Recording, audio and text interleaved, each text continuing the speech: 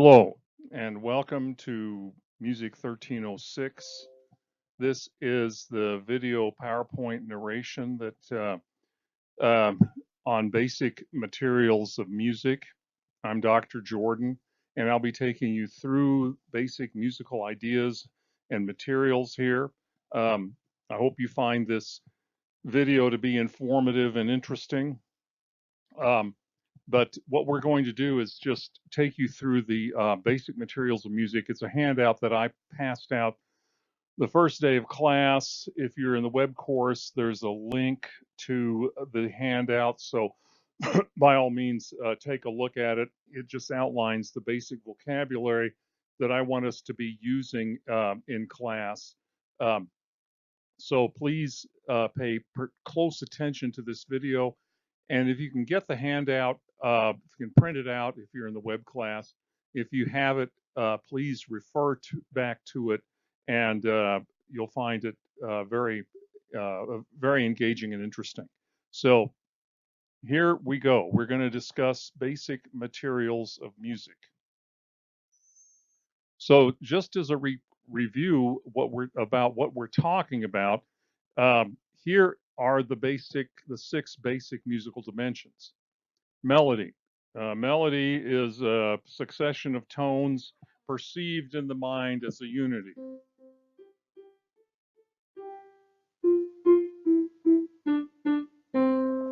There's melody for you. So uh, that's pretty much what's going on. Melody involves pitches and rhythms, and a melody can become an earworm. It's something that sticks in your head. Mozart and Verdi are very good at earworms, and as you'll hear as we go through the course.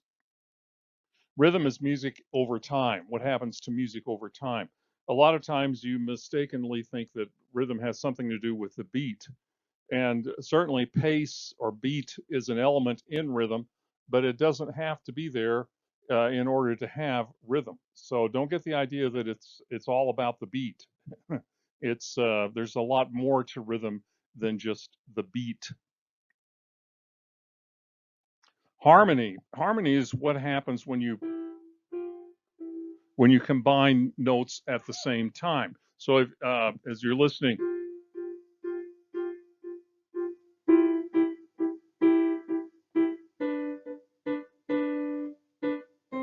so what there we have chopsticks, and you notice chopsticks basically involves resolution of dissonance.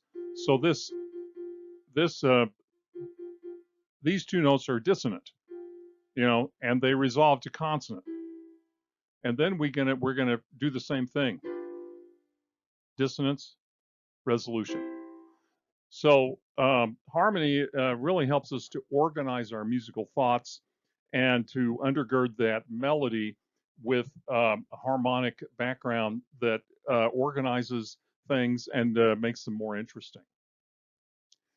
Texture is the complexity of the music. So we have uh, three basic textures here that we're going to be describing: monophonic, polyphonic, and homophonic.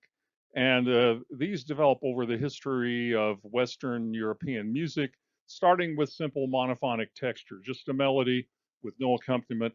Then we begin combining melodies together in polyphonic texture. And finally, during the Renaissance, we begin hearing more homophonic texture. And we'll talk about these textures as we go on. Timbre. Timbre sounds fancy. It's a French word, but it's a very simple concept. It is basically what makes a clarinet different from an oboe, what makes a violin sound different from a trombone. Um, so it's basically the characteristic sound of an instrument, and human voices have that timbre aspect too. A bass sounds different from a tenor. A soprano sounds different from an alto. So you should learn to recognize timbres in voices and also in instruments. And timbre is a very important element of music, especially during during the late Renaissance and starting in the late Renaissance and continuing on to the present day. Um, you know, composers began employing instruments and voices together and creating interesting timbres and using those timbres to achieve their artistic objectives. So these are very important aspects. Form is how we organize musical thoughts. So form is basically the art of organizing music into comprehensive sorts of wholes, and that's done in different ways over the centuries, and it's still being done. Uh, uh, when I was in Buenos Aires, all the cabbies were listening to rock. They, they were in. You think in Argentina they'd be listening to tangos? No, they're listening to rock, and so and so it was kind of interesting hearing a 12-bar blues with Spanish lyrics. But there it was a 12-bar blues. So then that's a form that we'll talk about when we talk about the blues and when we talk about rock and roll. So these are the 6 basic musical dimensions. And when we combine them in certain ways, what we get is style. And so style is a very important element of these musical dimensions. And they're combined in different ways over the centuries. After 1910, we have a sort of an explosion of musical styles. And there's always an ism at the end of each word. There's neoclassicism, primitivism, serialism, and it goes on and on and on. Even in the jazz genre, we have swing, we have cool jazz, we have bebop, we have fusion, and it continues. So there are all kinds of styles that develop after 1910. Before 1910 and the emergence of this postmodern era that we're in today, before 1910, what we have, style is a function of history. So there's style periods. So the 19th century sees the emergence of Romanticism. The late 18th century is Viennese classical music. The Baroque is the 17th century music. So, and we'll examine these style periods in detail. The reason is simply the mode of transmission. There's no recording technology. So the music in these periods tends to sound similar because composers have to write down the music and they have to write it down for a certain audience and the audience has certain expectations. So the music in the 17th century sounds similar. Monteverdi and Froberger and others sound similar because they're writing in this same style. Mozart and Haydn, it's often difficult to distinguish between Mozart and Haydn because the style is so similar. The same thing is true of Tchaikovsky and Dvorak and Brahms. Again, it's the music sounds similar because they're writing in this certain style.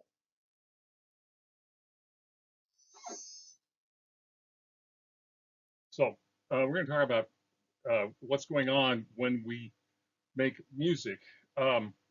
Music consists of pitches that are basically light sound waves that are sent out in space. And a pitch is simply a regular sound wave so when I push down on this key on the keyboard, electronically it basically tells the processor in there to play a sound at 440 beats per second, 440 hertz, if you will. It basically disturbs the air. And the air is disturbed at regular waves, and those waves hit our eardrum, and the eardrum basically vibrates and it sends the signal to the cochlea, which is connected to nerves, and those nerves go to the brain, and the brain perceives this as a 440. Okay, but there's also all kinds of other connections in the brain that um, you know uh, turn those sound waves into emotions.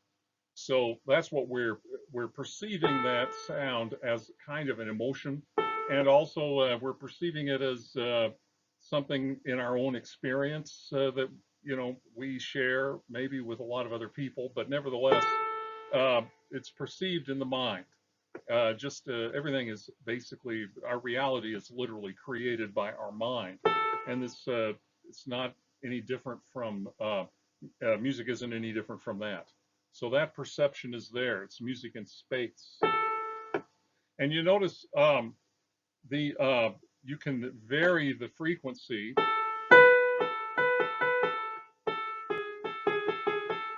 You know, those are frequencies that are close together, aren't they? Here's a frequency that's far apart. You notice this A 440 and this A sound alike. What we're hearing is a simple ratio, a 2-to-1 ratio. So this vibrates at 440 hertz. This is 220. This is 110, and this, of course, 440, 880. So, and that logarithmically, what we do is divide up this octave into 12 equal parts, and we get the 12 notes of our chromatic scale.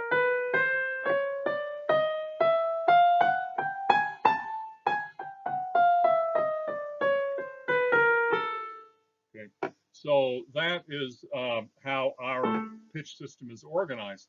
That's not how everybody organizes pitches anywhere they are. In the West, in Western Europe, this is how music is organized as far as pitches are concerned. There are plenty of other places in the world where they play in between these half steps that we call them. So don't get the idea that this is true for everybody everywhere, but it's our system, our modern system that was developed, you know, in starting in the Middle Ages, and we're still using it today. Also, amplitude is the force or the sound pressure that's exerted. Obviously, the higher the pressure of the waves, the louder the sound. And so we can vary using a synthesizer. What we have to do is turn the volume down. But so there I hear something very soft. And I'm getting louder. So, you know, I'm just increasing the amplitude. We measure amplitude in decibels. Now, they didn't always do that because they didn't have decibel meters in the 18th century. So they basically called it forte, fortissimo, mezzo piano, piano. These dynamic markings tell us how soft or loud to play a piece of music. So that, and they didn't hear that as amplitude. They just said, well, that sounds loud. Okay, so that's an important consideration.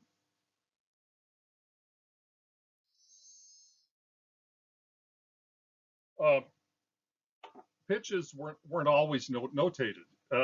If you read the Psalms, the 150th Psalm, obviously, to me anyway, was intended to be sung. There must have been music attached to the 150th Psalm because it mentions all these instruments and all this singing. You know, praise the Lord on the timbrel and the guitar and the harp, and so they must have been singing and dancing when they were doing this. But we don't know what the music sounded like simply because it wasn't written down and they didn't have a notation system, and there are no recordings. There was no recording technology, so we don't know what it sounded like. A notation system was developed during the Middle Ages to notate Gregorian chant.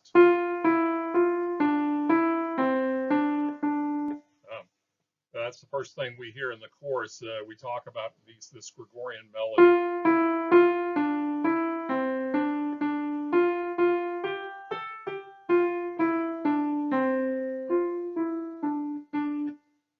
And so that melody started out in the Middle Ages, and over about a period of about 600 years, musicians developed a notation system so that people in Milan could be singing the same thing as people in London or as people in Madrid. It didn't matter where you were as long as you had this book called the Liber Usualis with these tunes written in it. Initially, they just put dots and dashes over the words to notate these chants. But by the 12th, 13th centuries, they developed a system of lines and spaces. it was a 4-line system, and they used a stylus to write the notes in. The notes were called neumes. So they've developed this system for notation.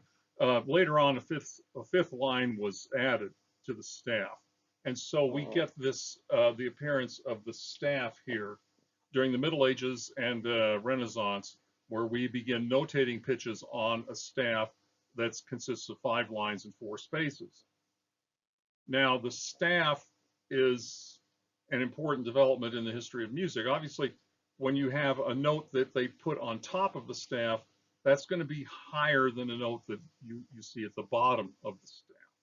Okay, and so we notate pitches that way today, and musicians are trained in reading these musical notes on the staff, and I do it every day. Every working musician who knows what he's doing or she's doing reads this stuff every day. Today, of course, you put it on an iPad and you can read it off your iPad, but it's just paper and ink pen years over the centuries. A clef sign just locates a certain note on the staff. So a C clef will tell us where C is. The most common C clef is alto clef, the violas read in the orchestra. A G clef tells us where G is. There's G. And that's the treble clef. So if you're a piano player, when you're reading the G clef, the treble clef, you're using the right hand, you see. The F clef is the most common F clef is the bass clef, and you're reading it locates F below middle C down here. So a pianist will use the left hand for the bass clef. You see, so these clefs tell us where, and the reason for that is when you're writing by hand using an ink pen, you don't want to waste a lot of time writing lines above the staff or below the staff, so you just change clef, and that basically locates a new note on the staff so that you don't have to do that. So it saves time. They're time-saving devices. They're really not necessary anymore, of course, because we don't need that. But they certainly did, in the 18th century. As I've said before, a melody is a series of pitches that form a unity in the mind of the listener.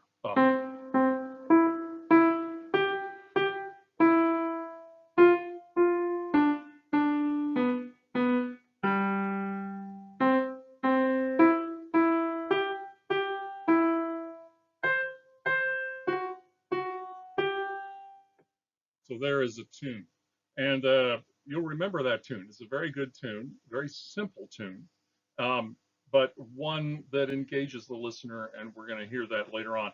It's from the Symphony Number 94 in G major by Haydn, and you notice it has certain features. So we can talk about features like melodic shape and melodic range. Melodic range can either be conjunct or disjunct. The notes in the melody can be close together or far apart. So here is an example of what I would consider a very conjunct melody.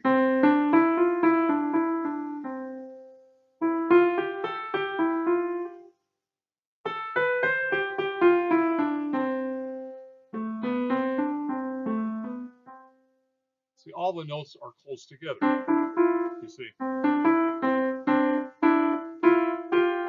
I'm just going up the scale one note at a time.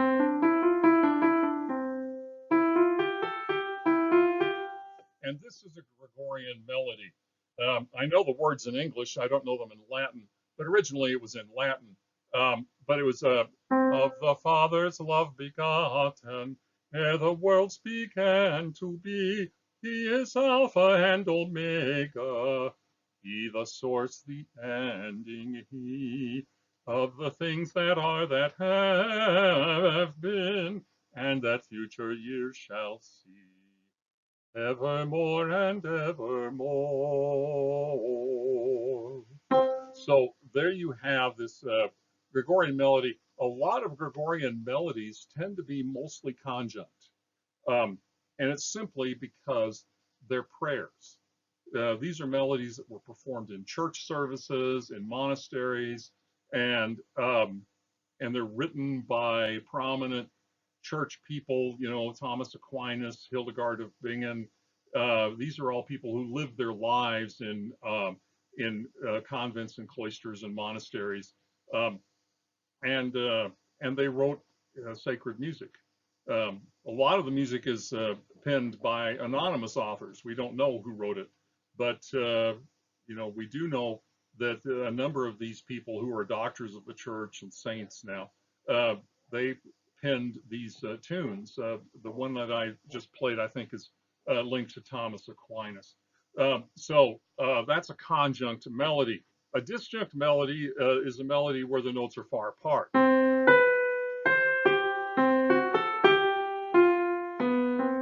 So here is a tune from a Verdi opera, the finale to Aida that we hear later in the course. And yes, the first interval here is a very wide interval, but it's also a dissonant interval.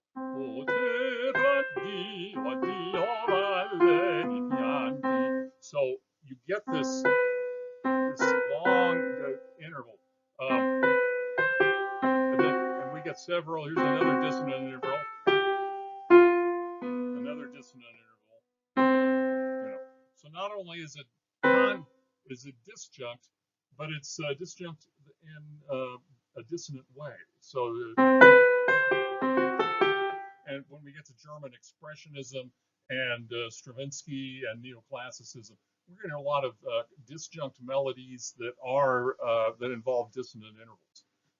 So just get ready. But this one is from Verdi. I don't even know if Verdi spoke German, right? He's an Italian composer, and he's writing this tune, still a very good tune. And the lyrics mean, right, goodbye, cruel earth, goodbye, vale of tears. So that's why they're dissonant intervals. You know, it's not a happy-go-lucky deal. So, and most melodies are combinations of conjunct and disjunct motion. Here's a good example of, right, you know this tune, right?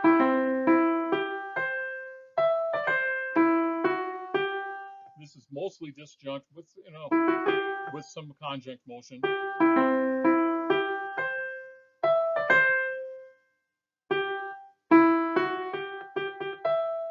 You know how far apart that is.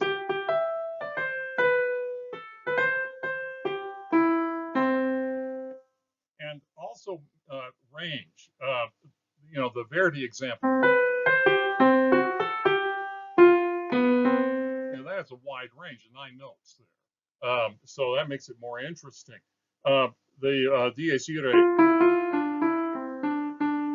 that has a rather narrow range. But it's a good enough tune that it's the basis for a lot of subsequent compositions. You hear the Dies Irae all the time being used constantly, and so you even hear it in the background of certain musical pieces, and so yeah, but the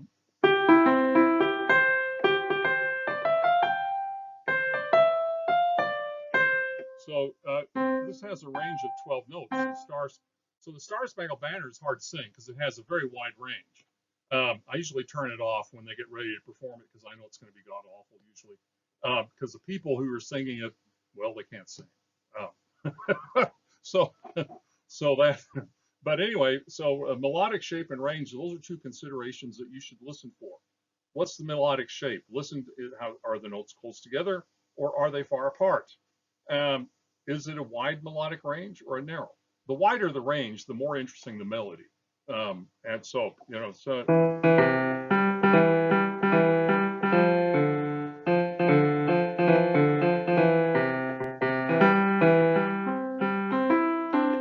there's a tune by Mozart.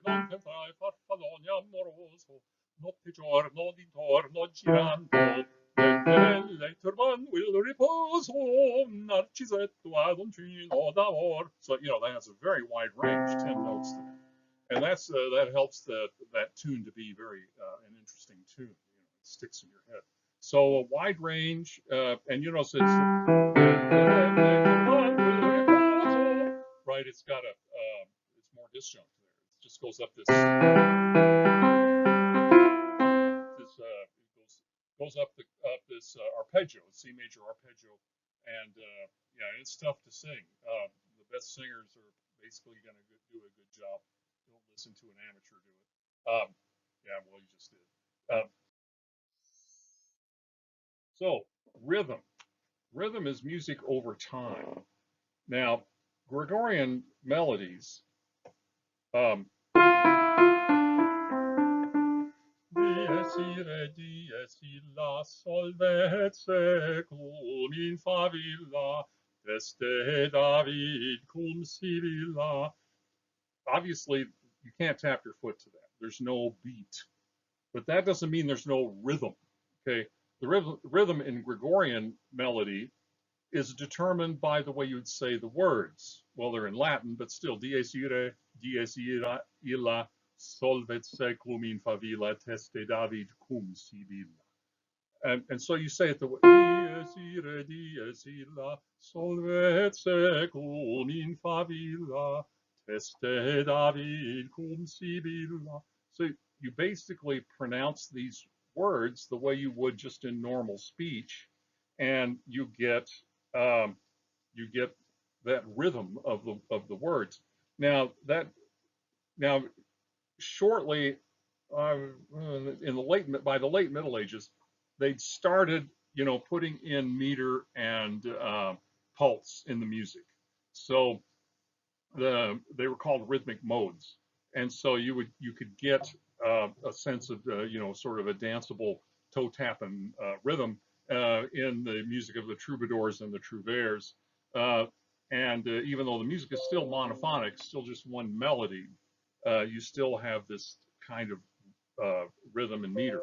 So you get rhythm and meter by the late Middle Ages, but the early Middle Ages with the Gregorian tradition, you're not going to get that sort of toe tapping beat that you can dance to. Because again, it's music for church, and in Western Europe, you didn't dance in church. So sorry. I know there are places where you dance today in church, but they weren't doing it in the Middle Ages. So just trust me on that. So here we go. I'm just trying to get a feel for. Okay, here we go. So what we're going to do is talk about. Okay, we're going to talk about pulse and meter here a little bit, because again, you should be able to think about and recognize what's going on with meter and with pulse. How fast is the tempo? How fast are those beats going? And how are they organized? And so what we have here. So the basis for rhythm is the human body. So when we talk about, you can take your pulse, right, by just putting your index finger on your wrist, and you can basically measure it in beats per minute. And that's how we do musical rhythm as well. So musical pulses can be measured in beats per minute. We use a tool called a metronome. I have one on my phone, and and this one is adequate. I would call it adequate. But the metronome was invented in the year 1800. So before 1800, they used words to measure the beat. So, and the words were basically words like largo. Largo means slow, and it's about 40 beats per minute. Here is an example.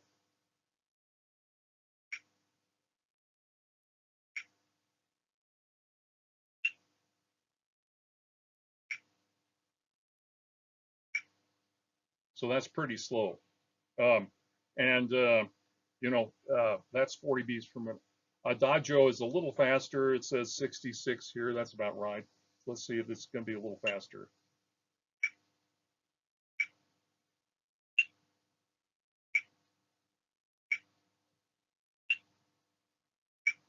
So there we have an example of Adagio.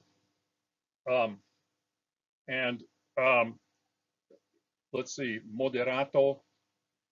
That's a little fast for Moderato, but it says 108. So I'll take them at that. So here, this is.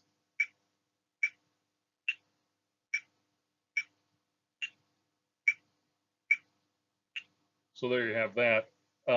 Allegro, 120. That's about right for Allegro. Allegro is fast or cheerful. This is a little faster than Moderato.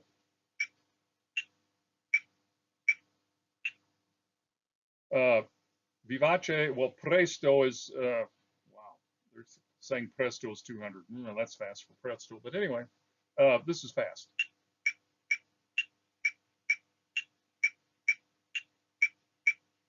"200 beats per minute. Prestissimo is about as fast as you can go, possibly. Here's, and it says 250 here, 250 beats per minute.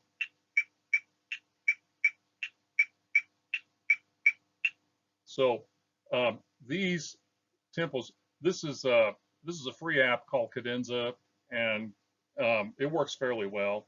I'm not a big fan of it, but hey, that's that's neither here nor there. So let's go back to Andante 76, and we'll talk about meter. Meter is how we organize these beats, and so there are a number of different kinds of ways of organizing these beats into right, strong and weak. So duple meter is just when we have one strong beat and one weak beat. So here is a good example of duple meter.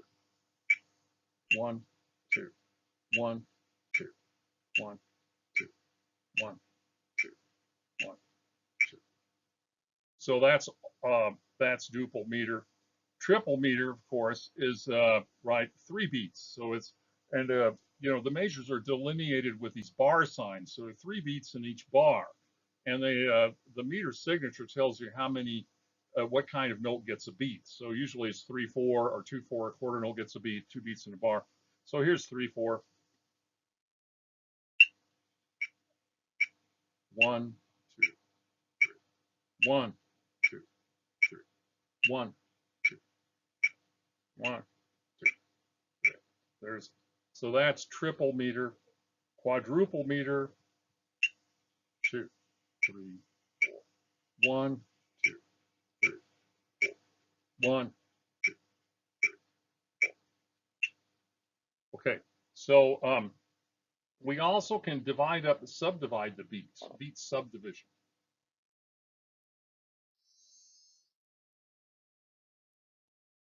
So we measure pulse in beats per minute are using these words: largo, andante, allegro, presto, and the words are usually connected to some sort of metronome marking, the number of beats per minute. And that can vary depending on the composer.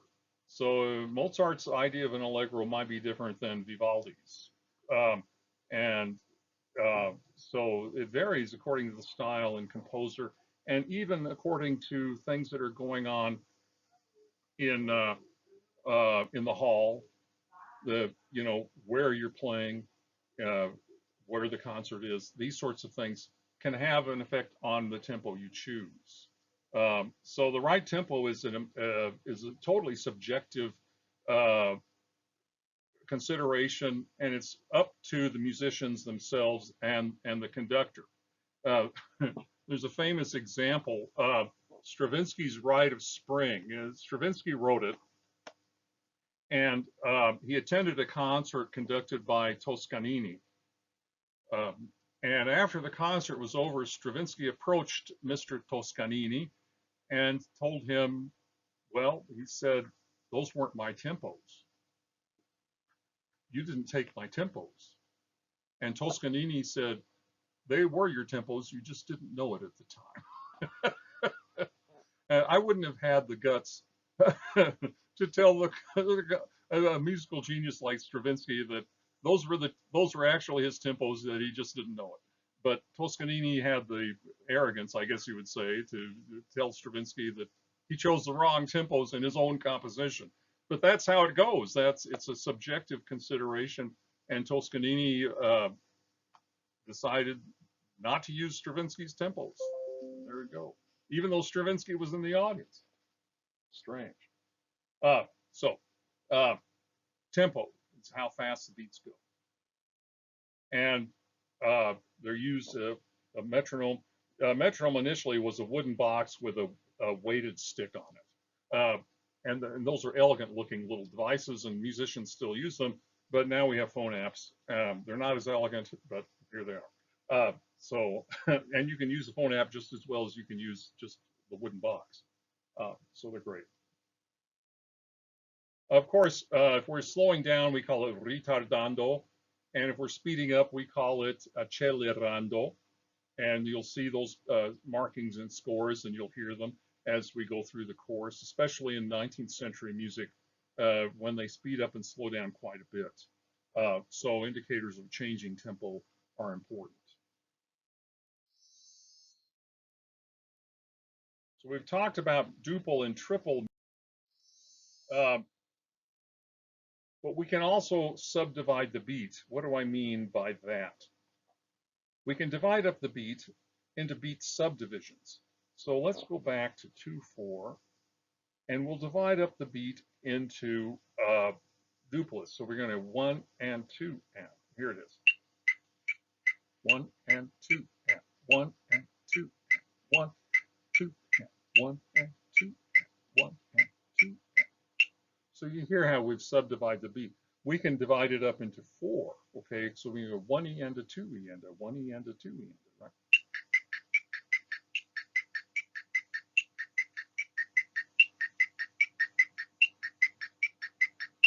So if we're in 2/4 time, we've subdivided the beat right into 1/8 notes and then 16th notes, right? Because a quarter note gets a beat, so half of a quarter is an 1/8, and right, a quarter of a quarter is a 16th. So we've done that. What though if we what happens if we don't like groups of 2 and 4, and we want to subdivide the beat in groups of 3? Well, we use we very often use compound meter. So if we're compound meter is when we just basically divide up the beat into groups of 3. So here is an example of 6/8 time. 6/8 really means 2 beats per measure, and each beat is subdivided into 3 equal parts. So it's going to be 1 and a 2 and 1E, 2E.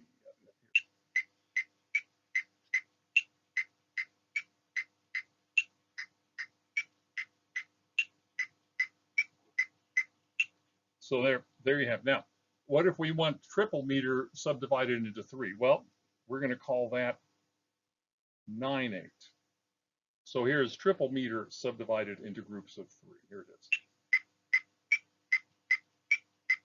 1 and 2 and 3 and 1, 2, 3.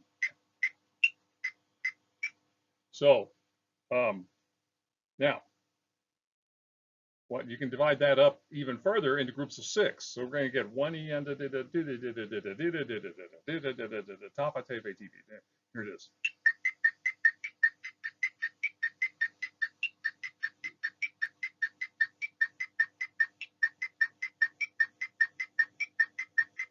So 6/8 is a common key meter signature that you see, especially in like Sousa marches. I think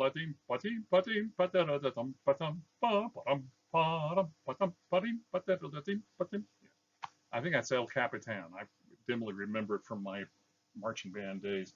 Yeah, the compound meter, we call that compound meter. So simple meter, we've subdivided the beats into groups of 2 and 4. Compound meter, we've divided up the beat into 3s and 6s. So we have those 2 kinds of meter that we use.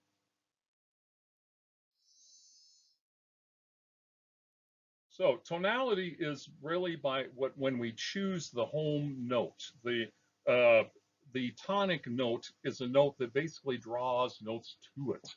So, and it's created using this major scale. And you notice when I play the major scale, do, re, mi, fa, sol, la, ti, T doesn't sound like it needs, T sounds like it needs to go somewhere.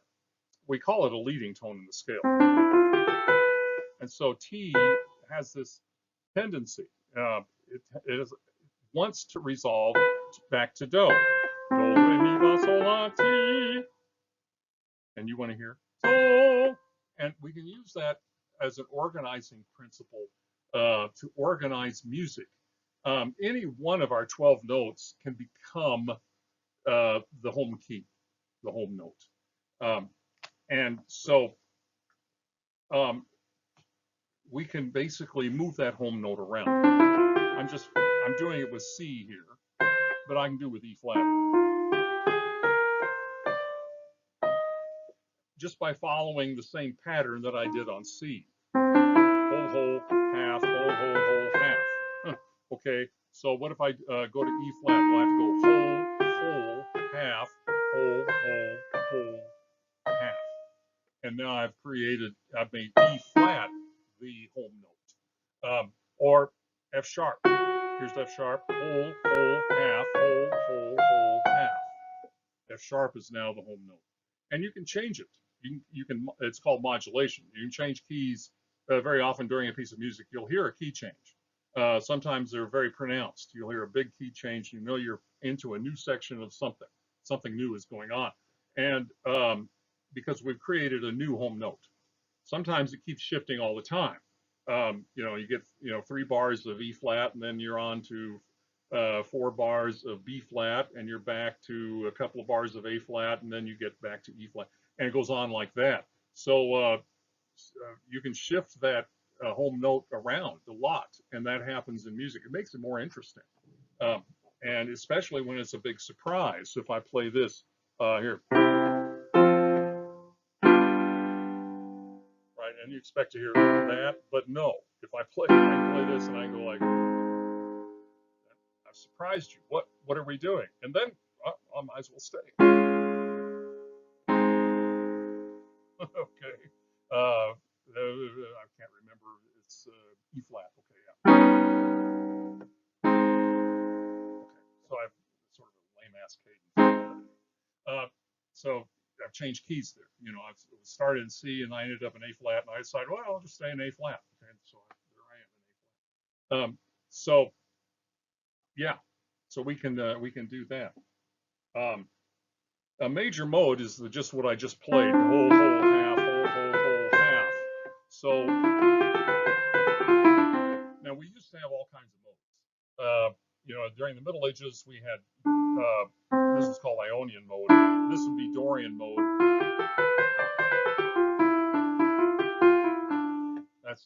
This would be Phrygian mode.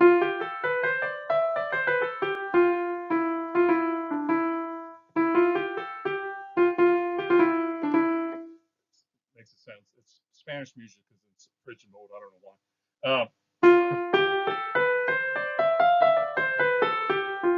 Lydian mode, Mixolydian,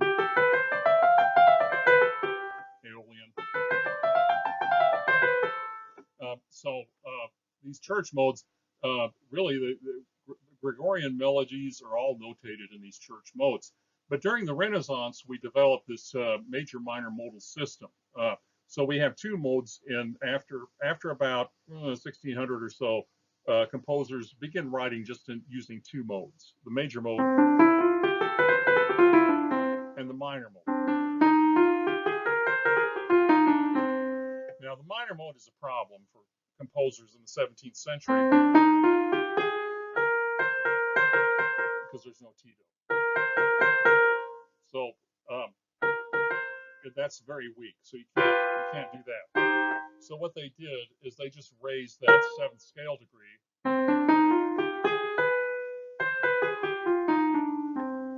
to create really a minor. So we have this. We can do this, and then do this, and back to this. But that problem is sounds Egyptian or Turkish, well, anything like that. So they created another scale where they raised the 6th degree, 7th degree, and then lowered it coming back down. So there are 3 minor scales that are employed by composers in the 17th and 18th centuries. There's only one major scale, but there are 3 minor scales. One's the natural minor. The other one is the harmonic minor. And the other one is the melodic minor. So those are the 3 minor modes. And minor modes are interesting because there are all these options that you have.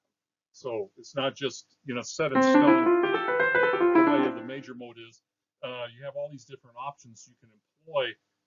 And so you can make these little alterations, and the minor mode then becomes a lot more interesting than a major mode in a lot of ways. So yeah, so that's tonality, but I'm still in C, right? I'm C major and C natural minor, C harmonic minor, C melodic minor. What about G? Okay, well, let's try G. G major, G natural minor, G harmonic minor, G melodic minor. So, you can make G the home note for any of those major and minor scales. So the key signature changes. The key signature, if you look at it, it just tells you what key you're in. So if you see 1 sharp, you're either in G major or you're in E minor. And musicians have to memorize that. That's what theory classes are for. Harmony. Okay, harmony involves just chords that are notes that are played at the same time. So there's chopsticks.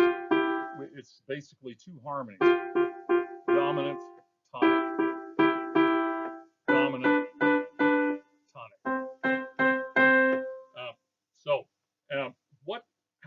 How we form these harmonies by just building what we call a triad. That's root, 3rd, 5th on every note of our scale. So here we're back into plain vanilla C major here. There, I've done it. I've built a triad on each of these notes of the scale.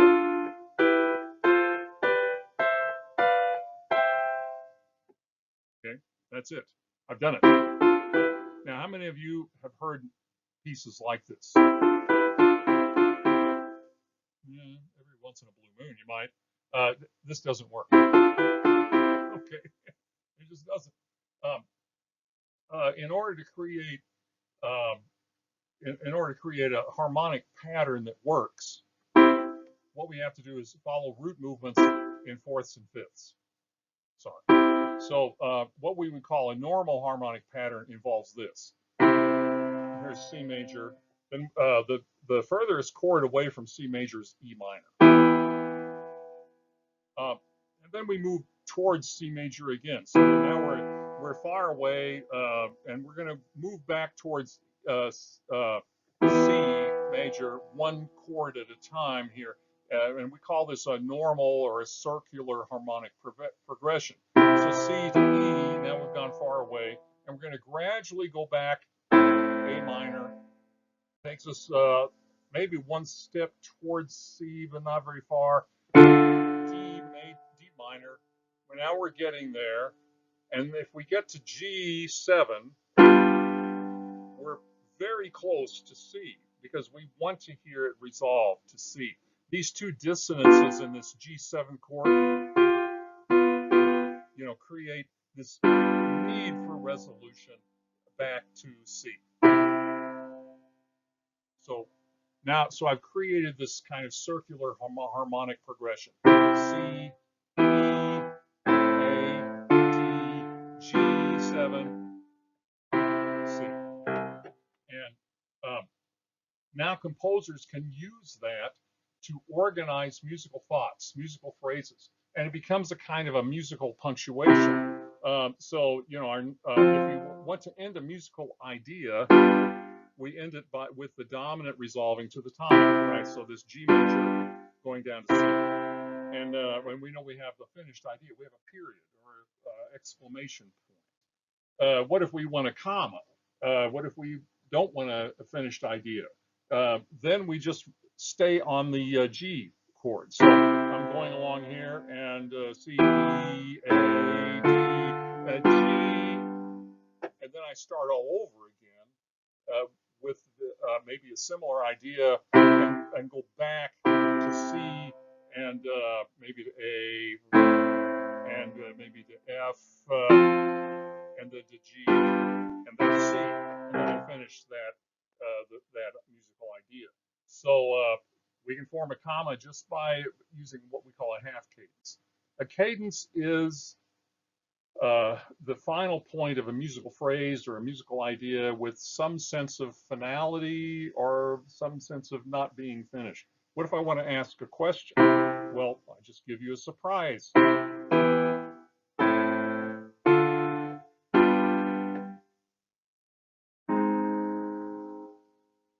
Now I've resolved that G7 to A flat. And that is a big surprise. You didn't expect G7. You wanted G7 to go to C. But no, not this time. All of a sudden, we have changed it to A flat. Now, listen, we have to go back. We have to answer the question. And we do. So, yeah, it's a surprise cadence or a false cadence is a cadence that doesn't resolve to the expected chord. And so if you have a G7, you expect it to go to C, but it doesn't go to A flat instead. And wow, there you go. So we can now use harmony, you see, and rhythm as well to organize musical thoughts and ideas. And this is something that comes into being during the Renaissance and emerges really full-blown during the Baroque period with composers like Monteverdi, Purcell, Corelli, and then, of course, Bach and Handel. So, yeah, that's harmony.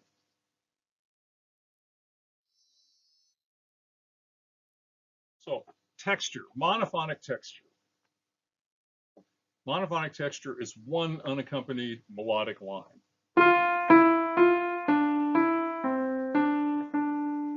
Gregorian melodies are usually performed a cappella. In other words, just voices, no instruments at all. And they're performed by groups of people, males or females, depending if it's a monastery, it's all male voices, but in the convents, right, you get all female voices. And but they just sing the same tune together a cappella, monophonic. When the music is written down, it's just written down using one line of music. So we just get that one line. We don't have any other musical lines on the paper, just that one tune. So, and virtually the entire Liber Usualis are just these monophonic chants that are one line of music designed to be sung during church services. When we get into the troubadours and troubadours, the wandering minstrels, we get again monophonic tunes that are performed monophonically. And when we talk about that, you'll see that there are paintings of these people using instruments, but so they used instruments when they performed, but we have no idea what they were doing because all we get is the one line. So they're still monophonic. So yeah, polyphonic is where we have two melodic lines going on at the same time. Now, the earliest polyphonic music was organum, and it basically sounds something like this. You get this tune, and it's in long note values underneath.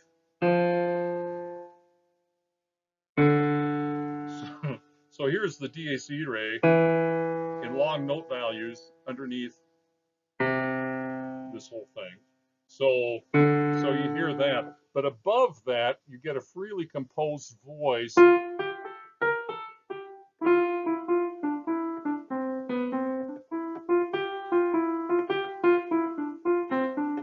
So so here I have this. I'm going to play them together here. So we get this is the first polyphonic music. And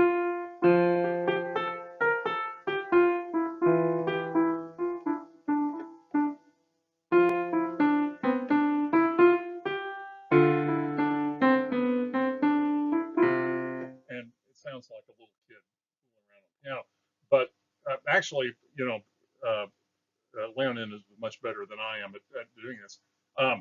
But that's the earliest kinds of polyphonic music, and and so polyphonic music has more than one melody going on at the same time. And so if I were to write something polyphonic, I would be doing it this way. So in my right hand, I'm just playing these 5 notes going up, and that's my melody. But then I can have another melody going on at the same time, going down. So if I play them both at the same time, I get this polyphonic piece. So I've written a polyphonic piece of music that lasts for 5 notes, one melody going up and the other one going down. And so we have 2 melodies going on at the same time. Most music that you listen to today is not going to be monophonic or polyphonic. It's going to be homophonic. Homophonic is where we have melodies.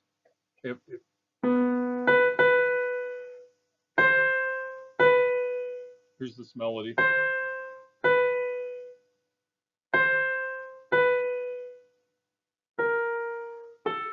Now that doesn't sound like much of a melody, does it? It's just this very simple 2, 3, 4, 1, 2, 3, 4, 1, and it just keeps going back. And this half step, then it goes down and does it again.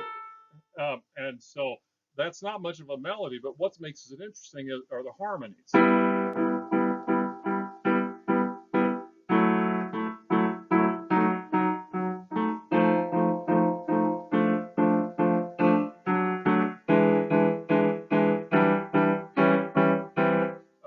And so this little prelude in E minor by Chopin, it starts out with this octave jump, and then the harmony comes in.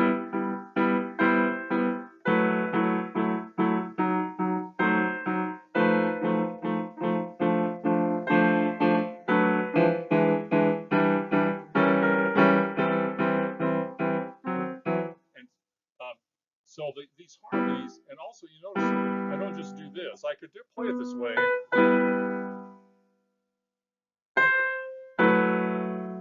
But that's not very interesting. And of course, Chopin wrote this in the 1830s, 40s, and the piano he was using was not the same piano that we have today. That piano wasn't around until the 1890s, early 1900s. The ones that Chopin was playing on just didn't have a lot of sustaining power. So you could push the damper pedal down, but still you wouldn't get a lot of sustaining. So Chopin had to really make this piece interesting by reiterating this chord over and over again. This is an E minor chord, and then we get F sharp 7, resolving, and so we hear it reiterated. But this is what we would call a homophonic piece, even though it's on the piano. Now, some people think if you're playing the piano, the texture has to be monophonic. No, this is homophonic because you've got the tune and the chords underneath.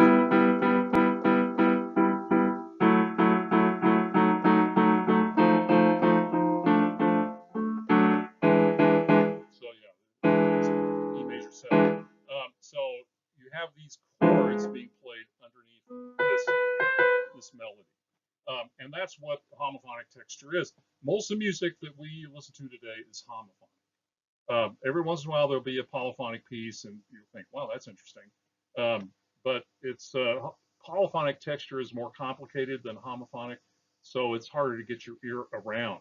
Um, and different style periods employ these textures in different ways. And we'll talk about that. You know, we get homophonic texture in the Renaissance, in the medieval period. Then in the Renaissance, we get lots of choral polyphonic music with imitation, and we'll hear that with Josquin and Palestrina.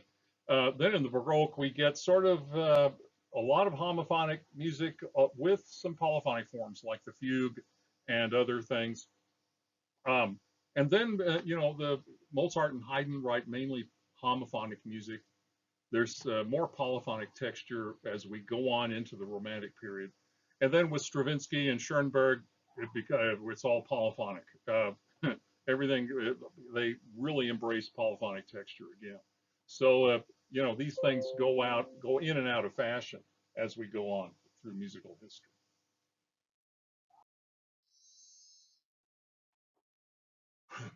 Timbre. Timbre is simple, okay? It's not complicated.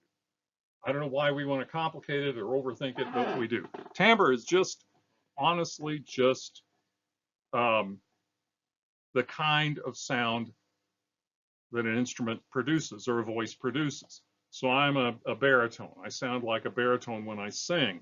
There are other male voice types, right? Tenor is the higher male voice, and bass is the lower male voice. And there are subcategories in each of those. The highest tenor is, you know, like a leggero tenor.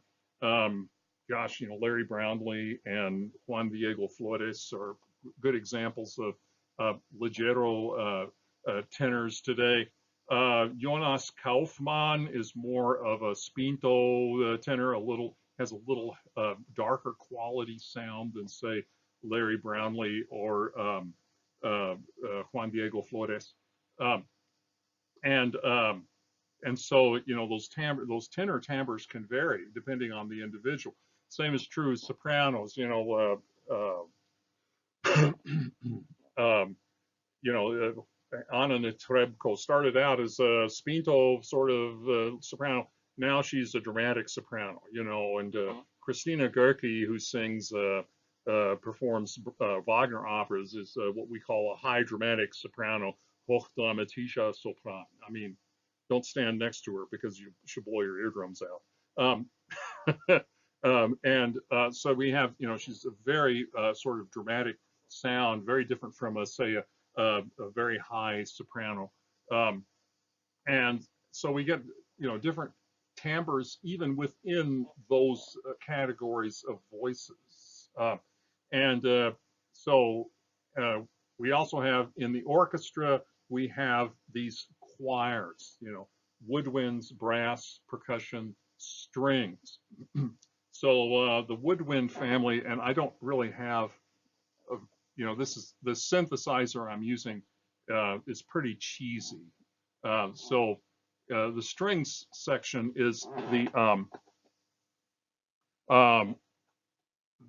heart of the orchestra. And yeah, I'm trying to find something. No, we're here. I don't know if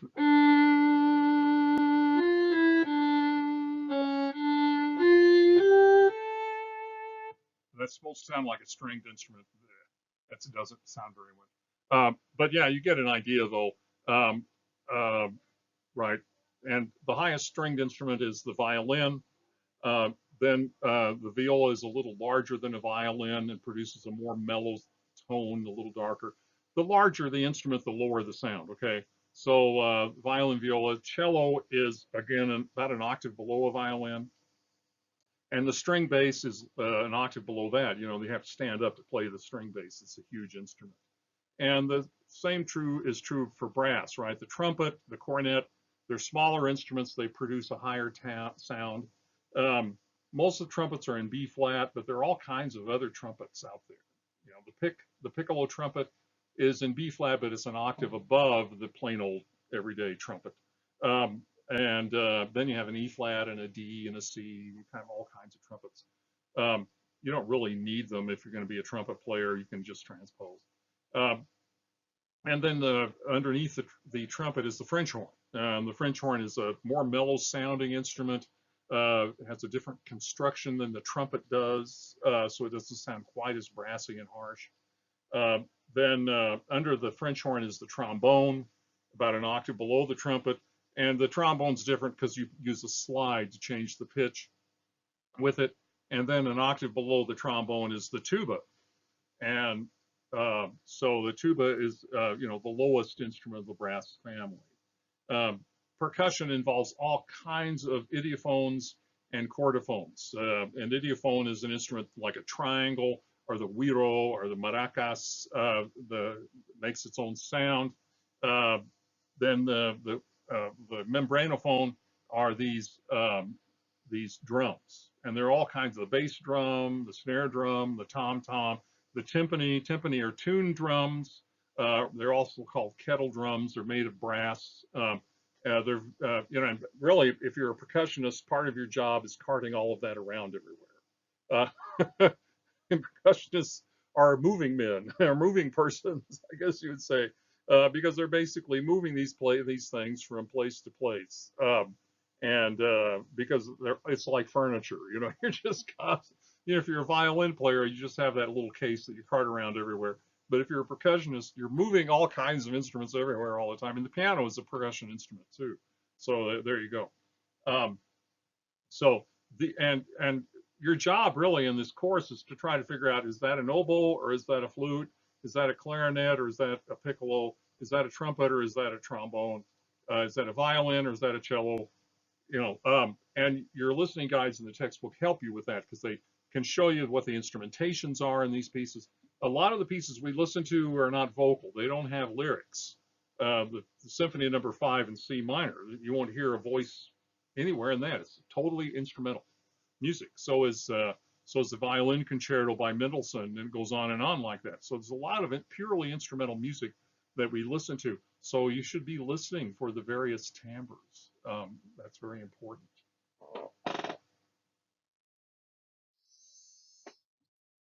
Okay, a style period is just a period of time where the music sounds somewhat similar. And we have divided up history into these style periods. And again, the reason we have to start with the medieval music is simply because music wasn't really notated, or if it was notated, we have a few examples of musical notation. We haven't figured out what the system is. So we're not quite sure what it really sounded like. So starting in the Middle Ages, we get a musical notation system that we can decipher.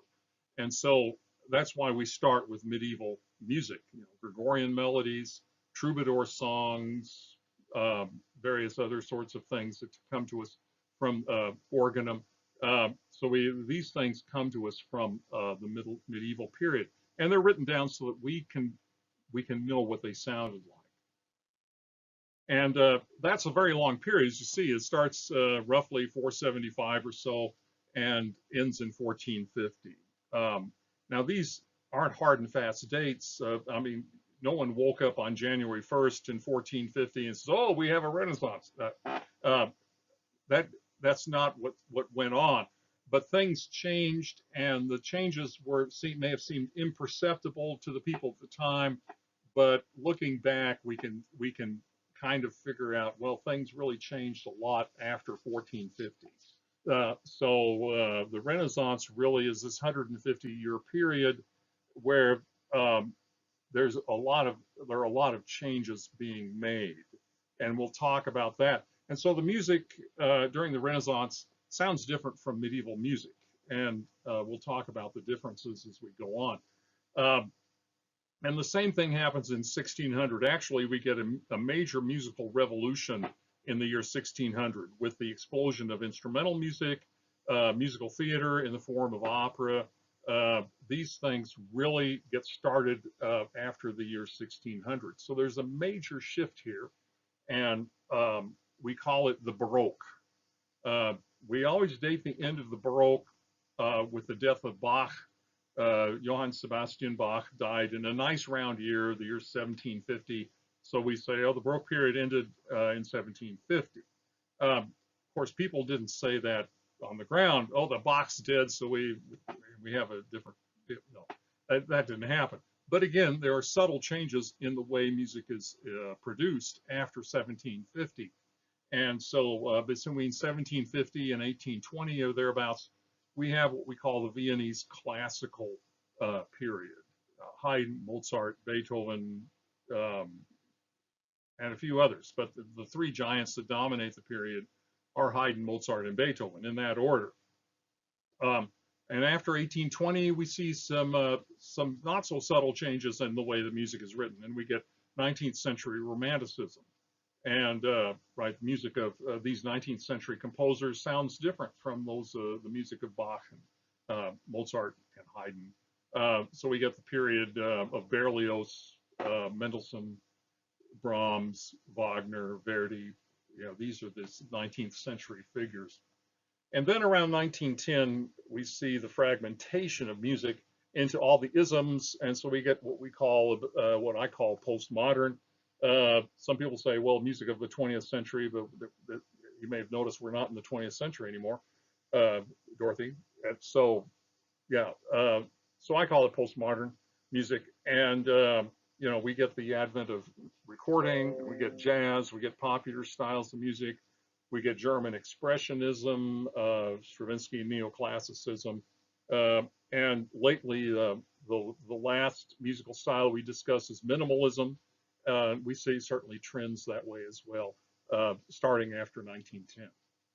So those are the style periods that we use, and we're going to examine each of these in detail as we go through the course. So I hope you've enjoyed this presentation. It's available to you to listen to anytime that you want to review these basic musical materials, and I would encourage you to do that because it's very important that you're able to understand these things and use this terminology in these papers that you're going to be writing during the course of the semester. As always, if you have questions, come to me and we can discuss these things. If you don't understand something, come to me and I'll try to explain it the best way I can. So happy listening. Please pay close attention to the listening guides in the textbook while you're listening to the examples. Very important that you do so because they go through these basic musical elements quite a bit. So thanks for listening and enjoy the course.